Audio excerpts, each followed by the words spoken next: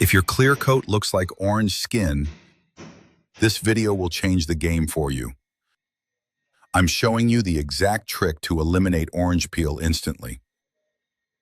I'll break it down step by step. Beginner friendly, no fancy tools, just real results. Now, look at this car.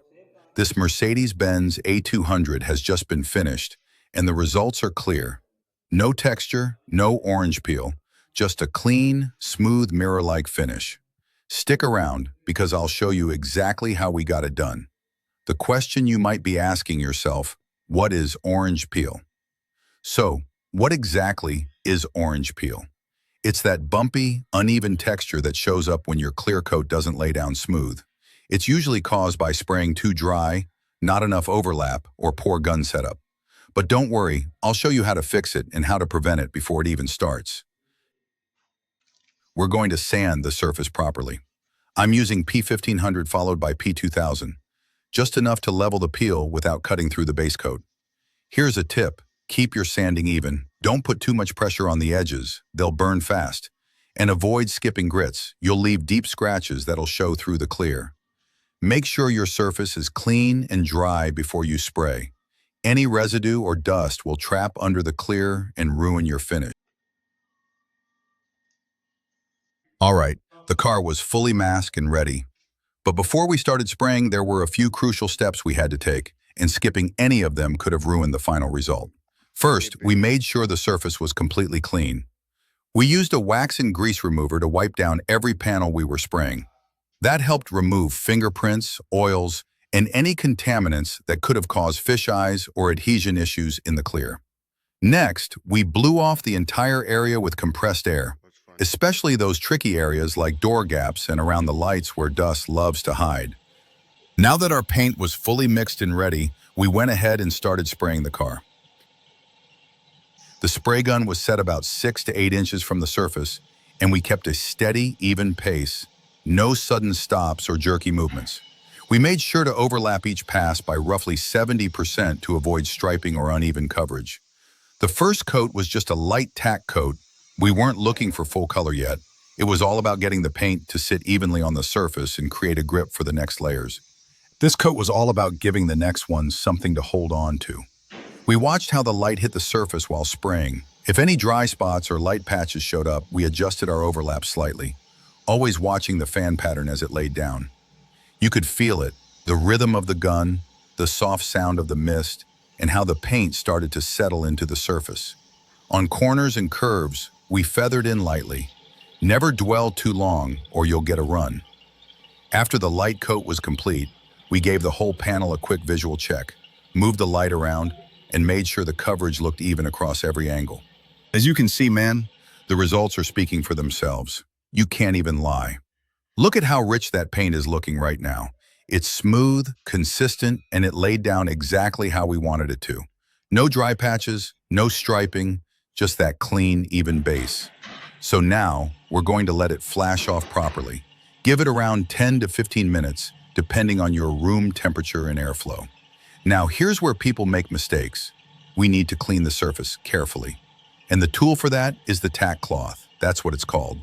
It's a special sticky cloth designed to pick up dust and tiny particles without leaving behind lint or streaks. Do not use a regular rag or microfiber here. You'll either scratch the surface or contaminate it again.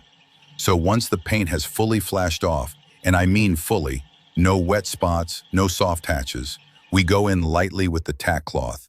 We're not scrubbing. You just gently glide it across the surface. Don't push too hard. Don't drag it back and forth aggressively. Just a soft wipe in one direction, then move your hand over to a clean section of the cloth and do the next panel. You want to treat the surface like glass at this point. It's still delicate. If you press too hard, you might mar the base coat. If you rush, once you've wiped every section, step back and give the car one last look under good lighting. Make sure there's no lint, no floating dust in the air. Now we're gonna go ahead and start spraying the second coat.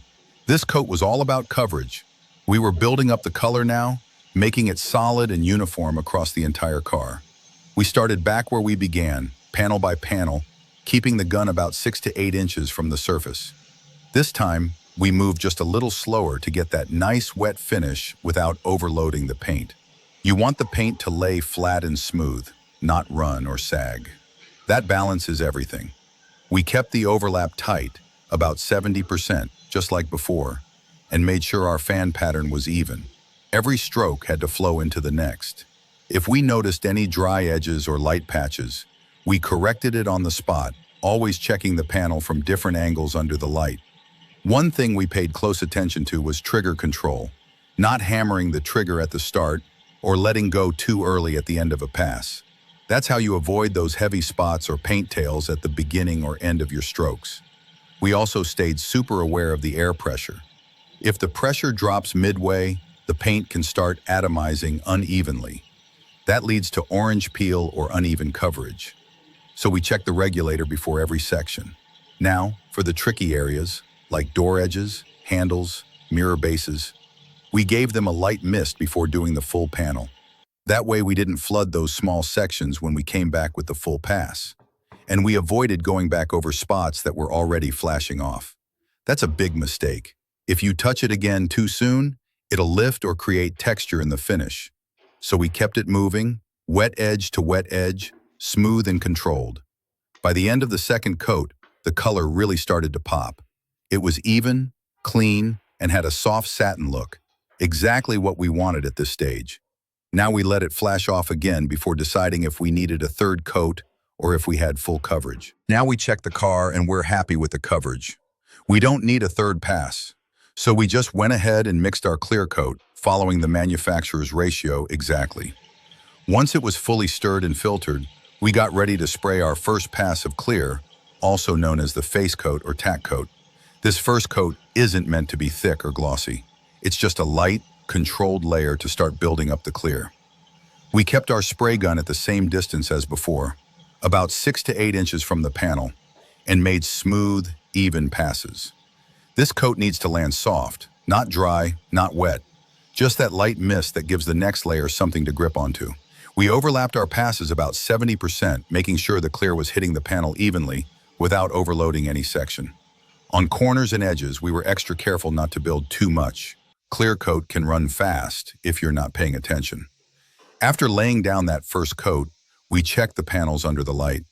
It looks slightly dull and hazy, and that's exactly what we want for a face coat. Once it flashes off for about 8 to 10 minutes, we'll be ready to move on to the second coat, where we start building gloss and flow. Now we're going to go ahead and start spraying our second coat. Watch closely because this is the one that really matters. This is where the gloss builds, and this is where the orange peel starts, if you don't get it right. For the second pass, we kept the same spray distance, around 6 to 8 inches from the panel, but this time we moved just a little bit slower. You want that clear to lay down nice and wet, but not so heavy that it starts sagging. It's a balance between flow and control. This is what gives you that deep, glass-like finish. We overlapped each pass by 70%, just like before, but now we paid extra attention to our reflections. If the clear looks dry or textured as you're laying it down, that's your cue to slow down or check your air pressure. You want to see it level out right behind the gun, smooth, wet, and even. On flat panels like the doors and quarter panels, we kept a steady pace and watched the edge of our spray fan. But the tricky parts, like around the fuel cap, door handles, and wheel arches, we misted those lightly first, then came back over them in one fluid motion. That helped prevent runs and buildup in the corners. One big thing to avoid here is going back over spots that already started flashing off. Once the clear starts setting, leave it alone. If you go back over it, you'll disturb the surface and cause texture, blotching, or even fisheyes. We also kept the gun angle locked in, 90 degrees to the panel, and followed the shape of the car. Tilting the gun too far or waving it around will cause uneven buildup and orange peel. Keep it consistent, panel after panel. And don't forget, lighting is everything at this stage. We used a strong side light to check for dry spots and to make sure the gloss was laying down evenly. If it looked too dry, we adjusted right there. You want to catch it before it's too late. By the time we finished the second coat, you could already see the depth. The clear was flowing out nicely, no signs of peel, and the reflections were sharp. But we weren't done yet. We let it flash off properly before even thinking about the next move. Stick around because next we'll show you the final pass and how to lock in that showroom shine.